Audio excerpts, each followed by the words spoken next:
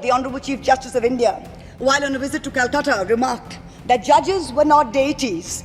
They are here to dispense justice with compassion. Justice and democracy too must be absolute. They cannot partly be in effect. Opposition leaders framed in politically motivated cases are denied bail and denied justice simply because judges are even scared to touch their case for fear of offending the government. I do not fear you. I will see the end of you. We will see the end of you. Your ED, your CBI, your income tax, your trolls, your media, nobody can scare us. I will also touch upon another pillar in our democracy, the judiciary. 2 days ago, the Honourable Chief Justice of India, while on a visit to Calcutta, remarked that judges were not deities. They are here to dispense justice with compassion. Just as one can't be partly pregnant, you either are or you're not. Justice and democracy too must be absolute. They cannot partly be in effect. The retirement age for High Court justices is 62 and the retirement age for Supreme Court judges is 65.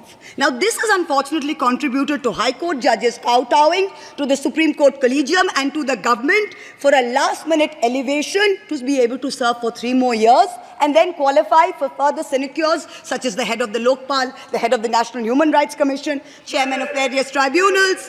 It has come to such a state that opposition leaders framed in politically motivated cases are denied bail and denied justice simply because judges are even scared to touch their case for fear of offending the government.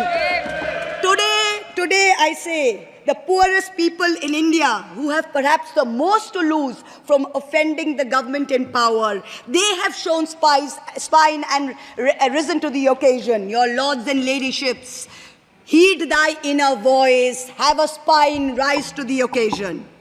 7 months ago, on the 8th of December, this house was transformed into a Kurusabha, presided over by a blind Dhritarashtra, where Dushrasan Darbaris made every attempt to disrobe Draupadi.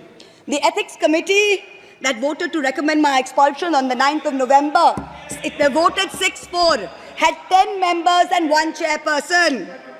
Of the 5 Lok Sabha members from the BJP, 4 have not returned to the House. The chairperson, a BJP member, has also not returned.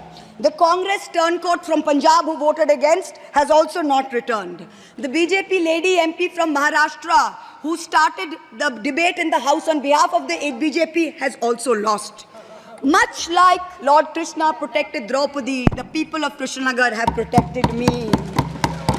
In the last year, a lot of people look at me and say, oh, Mahua, you must have lost a lot. You lost your membership, you lost your house. And by the way, I also lost my uterus due to a surgery. But you know what I gained? I gained what Rahulji said, the freedom from fear. I do not fear you.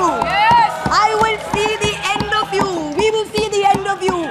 Your ED, your CBI, your income tax, your trolls, your media, nobody can scare us.